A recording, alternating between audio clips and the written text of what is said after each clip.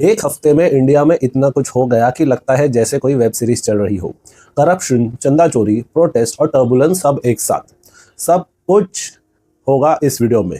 तो चाय बना लो, कंफर्टेबल हो जाओ, क्योंकि आज हम कवर करेंगे भगवान के घर से लेकर पार्लियामेंट तक सब जगह, और हिसाब किताब का भी ड्रामा चालू है नया CAG वाला। तो पहली बात सीधा मुंबई से, यानी अपनी मुंबई से।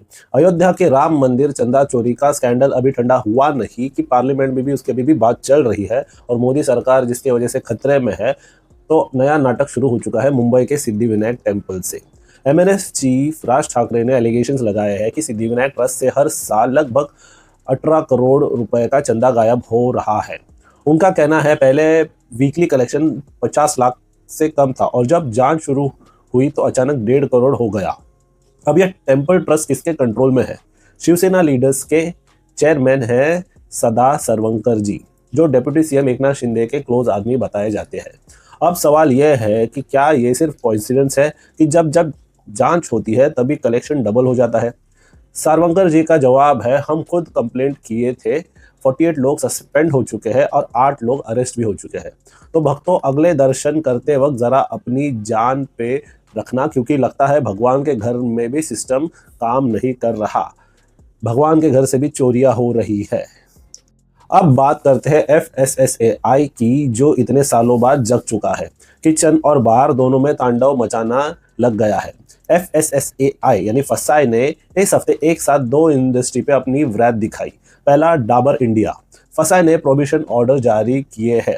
हनी, घी, कोकोनट ऑयल, कोकोनट वाटर, सब पे जो 100% प्योर, 100% नेचुरल जैसे क्लेम थे, उन्हें बैन कर दिया। ये जग गए हैं 100 साल बाद, और यहाँ पे यूट्यूबर्स और नॉर्मल लोग बोल बोल के थक गए। ये क्लेम एम्बिगुअस और अनवेरिफाइबल है। मतलब सीधा कहे तो जब तक लैब टेस्ट से प्रूव नहीं हो सकता, 100% शुद्ध बोलना सिर्फ इमोशनल मार्केटिंग है। डाबर को 15 दिन का एक्शन टेकन रिपोर्ट सबमिट करने बोला है। दूसरी और इंटरेस्टिंग है, old monk, back Piper, royal challenge और मैकडॉवेल जैसे ब्रांड भी रडार पर आ गए। एलिगेशंस है कि आर्टिफिशियल फ्लेवरिंग एजेंट यूज हो रहे थे ताकि मोलासेस और मॉल्ट कम यूज करके कॉस्ट बचाई जाए। तो बेसिकली चाहे आप घी खाओ या रम पियो, प्योरिटी की कोई गारंटी नहीं। सिर्फ लेबल पे है, बोतल में कुछ भी नहीं, सब घास भरी है। नागपुर जहां E20 पेट्रोल का मुद्दा गर्म हो गया था, यूथ कांग्रेस और NSUI worker union minister Nitin Gadkari के घर के बाहर मार्च पे निकले। उनका घर घेराव करने की कोशिश की। प्रोटेस्टर्स का कहना है कि E20 इथेनॉल ब्लेंड पेट्रोल से गाड़ी का माइलेज कम हो रहा है, इंजन प्रॉब्लम आ रही है। पुलिस ने बैरिकेड लगा दिया। प्रोटेस्टर्स को क्रॉस करते हुए ही डिटेन कर लिया गया। कांग्रेस लीडर मेहुल अडवाणी का स्टेटमेंट, हम E20 थोपने का विरोध करते हैं, हम लड़ते रहेंगे। अब यहाँ इंटरेस्टिंग बात यह है कि जो भी पार्टी हो, जब भी किसी मिनिस्टर के घर के बाहर प्रोटेस्ट होता है तो स्क्रिप्ट सेम होती है, बैरिकेड, डिटेंशन और अगले दिन की हेडलाइन। केजरीवाल जी भी शांत नहीं बैठे थे। केजरीवाल जी ने मोदी जी के घर पे मार्च डिक्लेयर कर दिया था। तो संजय सिंह के साथ मनीष सिसोदिया और केजरीवाल ये जाना चाहते थे PM जी के रेसिडेंट की तरफ, वो भी 2 से 3 लाख पिटीशन सबमिट करने के लिए, जो E20 के अगेंस्ट है। पुलिस ने उन्हें फिरोज शाह रोड पे ही रोक दिया और वहां उन्होंने धरना दे दिया। केजरीवाल जी का कहना है कि 1 महीने पहले अपॉइंटमेंट मांगी थी PM से, कोई जवाब नहीं आया। अभी केजरीवाल जी को बता दीजिए कि अगर वो मेलोनी होती तो अपॉइंटमेंट जल्दी मिल जाती। और भाइयों, अब यहाँ CJP का ऑब्जर्वेशन, जिस तरह ऑपोजिशन के घर Modi ji police, ED, CBI भेजती है, वैसे ही अब सांसद भी PM के घर जा रहे हैं सिर्फ पिटीशन देने के लिए। फर्क सिर्फ इतना है कि इनको सिर्फ रास्ता रोकते हैं, रेड नहीं करते।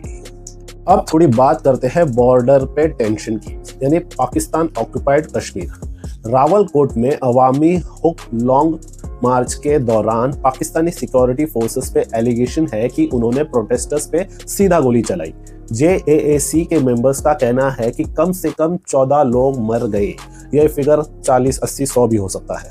24 से ज्यादा घायल, इनमें मूवमेंट फाउंडर्स का छोटा भाई उस्मान नजीर भी शामिल बताया जा रहा है। इंटरनेट और मोबाइल सर्विस भी सस्पेंड कर दी थी पिछले 30-40 दिनों से, ताकि इंफॉर्मेशन बाहर ना जा सके। किसी भी रिपोर्टर को ये रिपोर्ट करने की इजाज़त नहीं है। अल जज़ीरा चैनल को भी वहाँ बंद कर दिया है।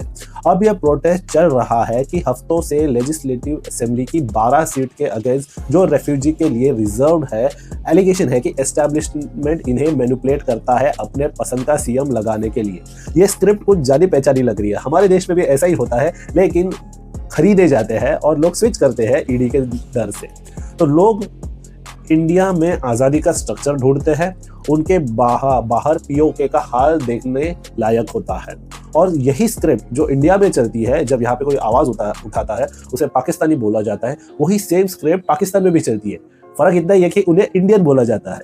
अगर पाकिस्तान में गवर्नमेंट के खिलाफ कोई कुछ बोले तो उन्हें इंडियन मुजाहिदीन, इंडियन फलाना ढिंका बोला जाता है, एंटी नेशनल बोला जाता है। और इंडिया में अगर गवर्नमेंट के खिलाफ कोई कुछ बोल दिया तो उसे एंटी नेशनल यानी पाकिस्तान बोला ही जाता है।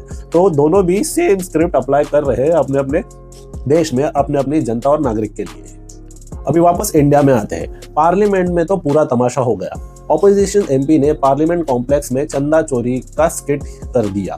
पप्पू यादव सैफ्रॉन पहन के परफॉर्मेंस किया। राहुल गांधी, खरगे, प्रियंका गांधी सब शामिल थे।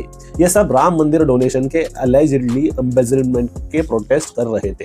स्लोगन चल रहा था, अमित शाह इस्तीफा दो, अमित शाह सदन में आओ।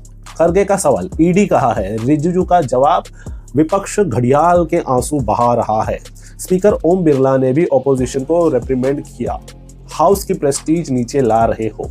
अब यहाँ का सिर्फ एक ऑब्जर्वेशन है, जब भी पैसे की बात आती है, चाहे वो मंदिर हो या ट्रस्ट, सब हिसाब दो चिल्लाते हैं, लेकिन जवाबदेही कभी किसी की फिक्स नहीं होती। और जिस तरह राम मंदिर चंदा चोरी को ढका जा रहा है, ये अभी आगे जाके और फटेगा, जिसका इफेक्ट हम बिहार में देख चुके हैं, जहाँ पे प्रशांत किशोर जीत चुके हैं। अब एक बहुत ही स्कैरी स्टोरी, ये एयर इंडिया की कहानियां बंद ही नहीं होती। रिसेंटली एयर इंडिया की फ्लाइट गिर गई थी, काफ़ी लोग उसमें मर गए थे, ये सबको याद है। लेकिन अब भी ऐसा हुआ है कि एयर इंडिया की फुकेट दिल्ली फ्लाइट AI2379 जो एयरबस A320 थी, अचानक सीवियर टर्बुलेंस में फंस गई और 300 फीट एल्टीट्यूड अचानक ड्रॉप हो गया। कम से कम 12 लोग घायल, इसमें क्रू मेंबर्स भी शामिल थे। DGCA के मुताबिक एक क्रू मेंबर को सीवियर इंजरी हुई। पैसेंजर्स का कहना है कि एक बेबी 3 सीट्स दूर जाके गिरा। कई लोग सीलिंग से टकराए। प्लेन सेफली दिल्ली लैंड हो गया, सब डिस्चार्ज भी हो गए। अब इन्वेस्टिगेशन चल रही है, लेकिन भाइयों इसका मतलब ये नहीं कि अगली बार आप सीट बेल्ट साइन इग्नोर करो, क्योंकि जब तक सरकार और एयरलाइंस अकाउंटेबिलिटी सीखे, तब तक अपनी जान खुद संभाल लो। और एयरप्लेन का टिकट निकालने से पहले इंश्योरेंस निकाल लो अपना, क्योंकि पता नहीं आप घर पहुंचोगे या सीधा परलोक। अब last but not least, number गिन। CAG के रिपोर्ट ने बताया है कि यूनियन गवर्नमेंट के अकाउंट्स में 54,282.32 करोड़ का एक्सपेंडिचर अनअकाउंटेड है। मतलब 33,973 यूटिलाइजेशन सर्टिफिकेट्स पेंडिंग है। कई तो 1985-86 से भी पुराने हैं। सबसे ज्यादा pendency house and urban affairs ministry में 18,270 करोड़। अब ये कोई चोरी नहीं है ऑफिशियली।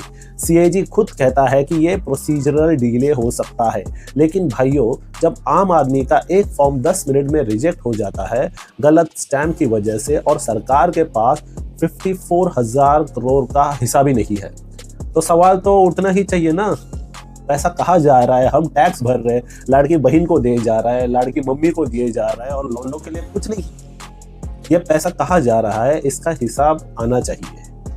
तो दोस्तों इतना कुछ एक हफ्ते में हो गया। मंदिर का पैसा गायब, डाबर का 100% झूठ, और सड़क पे प्रोटेस्ट, सीमा पर गोली, आसमान में टर्बुलेंस, और सरकार के खुद के पास हिसाब ही नहीं। CJP फैमिली कमेंट्स में बताओ सबसे ज्यादा शॉकिंग कौन सा टॉपिक लगा आपको। वीडियो पसंद आए तो लाइक, शेयर और चैनल को सब्सक्राइब करना मत भूलना। मेरा नाम है सिद्धांत। Good night.